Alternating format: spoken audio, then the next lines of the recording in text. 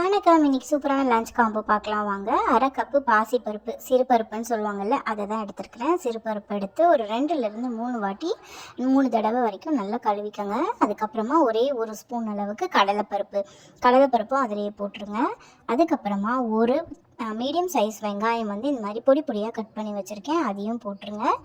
அதுக்கப்புறமா ஒரு medium size தக்காளி, குட்டி தக்காளியாக இருந்தால் ரொம்ப நல்லது, அது நல்லா பொடி பொடியாக கட் பண்ணி அதையும் போட்டுக்கோங்க. அதுக்கப்புறமா புடலங்காய் நான் கட் பண்ணி வச்சுருக்கேன், பொடி பொடியாக கட் பண்ணி வச்சுருக்கேன், அதையும் போட்டுக்கோங்க. பிகினர்ஸ் கூட இந்த ரெசிபி ஈஸியாக செஞ்சிடலாம், ரொம்ப ரொம்ப சூப்பராக இருக்கும்.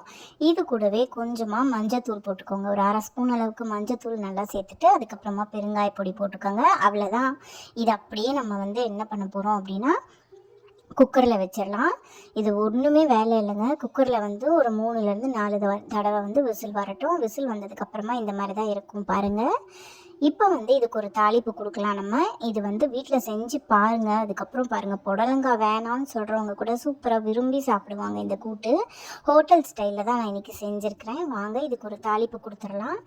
இதுலேயே கொஞ்சமாக கல்லுப்பும் போட்டுக்கோங்க. கல்லுப்பு போட்டிங்க அப்படின்னா தாளிக்கும் போது கல்லுப்பு போட வேண்டிய அவசியம் இல்லை.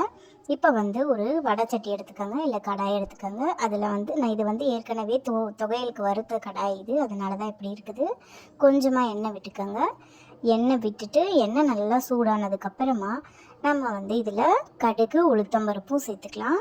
கடுகு உளுத்தம்பருப்பும் நல்லா பொரியட்டும். பொரிஞ்சு வந்ததுக்கப்புறமா 2 காஞ்ச மிளகாய், கொஞ்சமாக கருவேப்பிலை, ஒரு கொத்து கருவேப்பிலையும் சேர்த்துட்டு நல்லா அதை எல்லாமே பொரிஞ்சு வரட்டுங்க. இது ரொம்ப ரொம்ப சிம்பிள், ஈஸியாக செஞ்சு முடிச்சிடலாம். நம்ம ஏற்கனவே கூட்லேயே பெருங்காயம் போட்டிருக்கோம், அதனால் இப்போ பெருங்காயம் போடணுன்னு அவசியம் இல்லை. இப்போ நம்ம குக்கரில் வச்சு வேக வச்சு எடுத்த புடலங்காய், வெங்காயம், தக்காளி அந்த கூட்டு மிக்ஸ் இருக்கு இல்லையா, அதை போட்டு நல்லா கொதிக்க விட்டு எடுங்க. இப்போ பாருங்கள், நல்லா கொதி வரட்டும். ஸோ இப்போ கொஞ்சம் தண்ணியாக இருக்கிற மாதிரி இருக்கா, இது கொதிக்க கொதிக்க நல்லா உங்களுக்கு கெட்டிமாக வந்துடும். இது ஹோட்டல் ஸ்டைலில் கூட்டு, கடலைப்பருப்பெல்லாம் போட்டு ஹோட்டல் ஸ்டைலில் ஒரு கூட்டு. இப்போ பாருங்கள், சூப்பரான புடலங்காய் கூட்டு ஹோட்டல் ஸ்டைலில் ரெடி ஆகிடுச்சு. நீங்களும் மறக்காமல் ட்ரை பண்ணி பார்த்துட்டு எப்படி இருக்குன்னு சொல்லுங்கள்.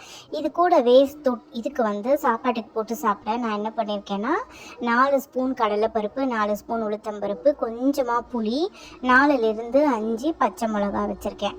எல்லாமே 4 ஸ்பூனு உளுத்தம்பருப்பு, கடலைப்பருப்பு 4 ஸ்பூனு, குட்டி அதாவது நெல்லிக்காய் சைஸுக்கு புளி எடுத்துருக்கிறேன். 4 பச்சை மிளகா. உங்ககிட்ட பச்சை மிளகா இல்லைன்னா 6 வரமிளகாவும் போட்டுக்கோங்க, அதுவும் கரெக்டாக தான் இருக்கும். இப்போ நல்லா இதை வறுத்துக்கோங்க. இப்போ பாருங்கள், இது கொஞ்சம் கோல்டன் ப்ரௌனில் ஆகணும், பொன்னிறமாக வர வரைக்கும் இந்த மாதிரி நல்லா வறுத்து எடுத்துக்கோங்க. இது கூடவே கொஞ்சமாக பெருங்காயம் எல்லாத்துலேயும் சேர்த்திங்கன்னா வாசனையும் நல்லாயிருக்கும், கேஸ்ட்ரிக் ப்ராப்ளம் எதுவும் வராமல் நம்மளுக்கு கரெக்டாக இருக்கும். அதனால தான் நான் எல்லாத்துலேயும் பெருங்காயம் போடுறேன். இப்போ இந்த ஸ்டேஜில் கழுவி வச்சுருக்கிற புதினா தொகையலுக்கும் புடலங்காய் கூட்டுக்கும் செம்ம காம்பினேஷனுங்க. நீங்கள் மறக்காமல் ட்ரை பண்ணி பார்த்துட்டு எப்படி இருக்குது அப்படின்னு சொல்லிட்டு எனக்கு கமெண்ட் பண்ணுங்கள். இது ஈஸியாக பிகினர்ஸ் ஒரு சாப்பாடை வச்சுட்டு புதினா தொகையல் பண்ணிவிட்டு புடலங்காய் கூட்டு வச்சிட்டோம் அப்படின்னா வேலை முடிஞ்சது, சூப்பராக இருக்கும். இது கூடவே கொஞ்சமாக கல்லுப்பு போட்டுக்கோங்க. கல்லுப்பு போட்டுட்டு நல்லா நான் சொல்கிறேன் பாருங்கள் எந்த ஸ்டேஜில் எடுக்கணும்னு. அதாவது தொகையலோட டேஸ்ட்டே நம்ம பருப்பெல்லாம் வறுக்கிற இதில் தான் இருக்குது. கொஞ்சம் பொன்னிறமாக வந்ததுக்கப்புறமா நம்ம கழுவி வச்சுருக்கோம் இல்லையா புதினா, அதை போட்டுட்டு நல்லா வதக்கி கொடுத்துருங்க. இப்போ பாருங்கள், நான் புதினாவையும் சேர்த்துட்டு நல்லா கொஞ்சம் வதக்கி கொடுங்க. புதினா ரொம்ப இதுவாகணும்னு அவசியம் இல்லை, கொஞ்சம் சுருங்கி வரும். அந்த ஸ்டேஜில் நம்ம எடுத்துக்கலாம். இது கூடவே உங்களுக்கு வேணும் அப்படின்னா கொத்தமல்லி கூட போட்டுக்கலாம். என்கிட்ட இப்போ கொத்தமல்லி வீட்டில் இல்லை, அதனால நான் போடல. இப்போ பாருங்க, பிகினர்ஸ் கூட இதை ரொம்ப ஈஸியாக செஞ்சோம் அப்படின்னா மதியம் லஞ்சுக்கு முடிஞ்சிருச்சு. அவ்வளோதான். கூட கொஞ்சம் ரசம் வச்சோம் அப்படின்னா ரொம்ப சூப்பராக இருக்கும். புதினா தொகையில் ரசம் நல்லாயிருக்கும், ரொம்ப நல்லாயிருக்கும், அட்டகாசமான காம்பினேஷன். இப்போ பாருங்கள், இது புதினா தொகையிலுக்கு வறுத்தாச்சு.